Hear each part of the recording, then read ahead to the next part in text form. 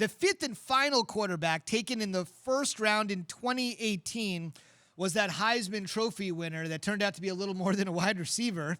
That would be, of course, Lamar Jackson, and you know what's happened since Action Jackson has taken over. Here's the interesting thing. Lamar was picked at 32, fifth quarterback in 2018 at 32.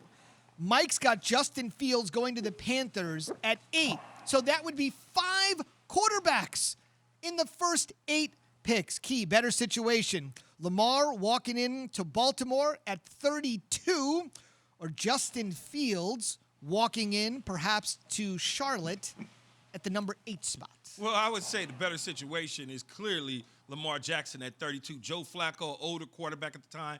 They realized that Joe Flacco was at the end of his career. They was just waiting for him to make the mistake, step on his toe, so they can now insert Lamar Jackson into the lineup. The Carolina Panthers just traded for Sam Darnold to be their quarterback. Essentially, Mike can do the calculations on the second and third round pick that they gave up for him over the next couple drafts and then some other capital. That's essentially a first-round pick. I don't see where they would want to move on from Sam. I think Sam is going to be their future. You think about the contract situation with him, $19 million on an option that they are going to pick up on his fifth-year option. You do the multiplication over the 2 years of this contract and the next year's contract. That's not a lot of money tied up in a quarterback that you could take a look at, opposed to drafting a guy this high and then moving on from Sam, who's young, who's not a veteran quarterback, who can tutor a young quarterback like Justin Fields to get better. So I understand where Mike is at, but at the same time, I'm like, yeah, I don't think that they would do that.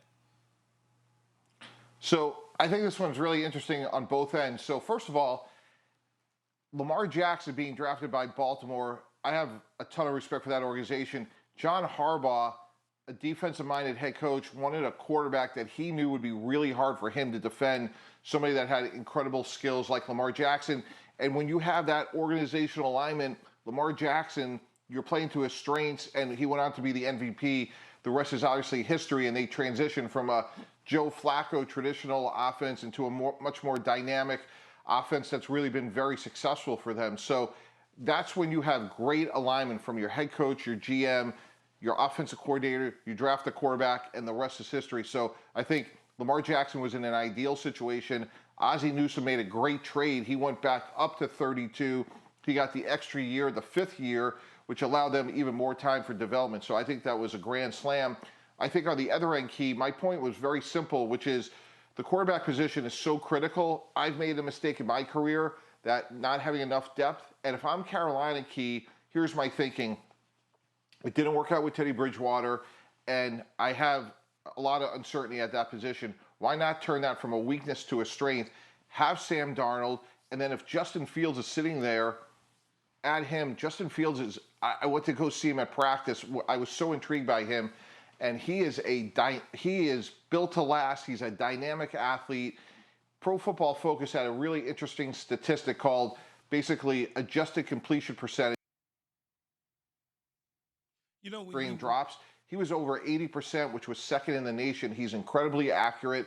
And if he's sitting there at 8 and I'm Carolina, I'm taking him because you just don't know what's going to happen. You hope Sam Darnold's going to play well, but you don't know. And if you spin the story forward, guys, next year, not a lot of quarterbacks in that draft. And if I'm Carolina, I want to operate from a position of strength.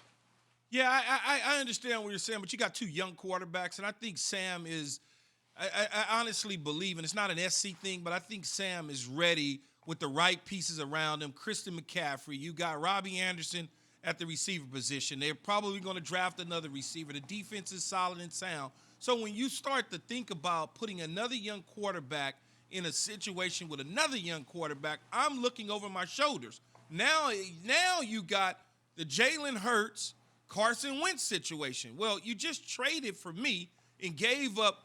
And you do the calculations because I don't know the chart, Mike, but essentially it looks like that I could trade those 3 picks that Carolina gave up and get a late first-round pick for those picks if I'm the Carolina Panthers or if I'm the New York Jets, so to speak, if I decided that's what I wanted to do. So I'm going to now give up those picks for Sam and then use the 8th pick on another quarterback.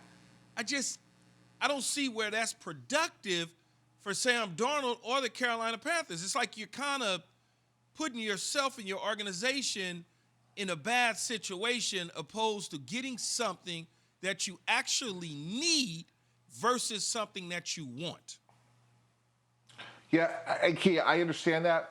My point, though, is moving the story forward, which is you hope Sam Darnold plays well. You expect, I agree, he has much better infrastructure around him to be successful in Carolina than in New York. But A, we don't know how well he's going to play. And B, he only has one more year to go on his contract. And opportunistically, if you add Justin Fields, who knows where you're going to be in a year in terms of could you trade Sam Darnold? Could someone give you 2 first-round picks for Justin Fields? Because let's say there's so many teams, Chicago, Denver, next year that may need a quarterback. It could be New Orleans. It could be Tampa Bay. Just think about all the teams next year that could need a quarterback. And if Sam plays well, and now you have Justin Fields, who has 4 years to go on a contract, and there's no other quarterbacks, it could be incredible what you could get. So if I'm Matt Rule, I'm playing the long game here. And I just think it's Justin Fields has a chance to be too good and too good of an opportunity to pass up. And I'm hoping that Sam plays well. And now, again, I go from a weakness to a strength.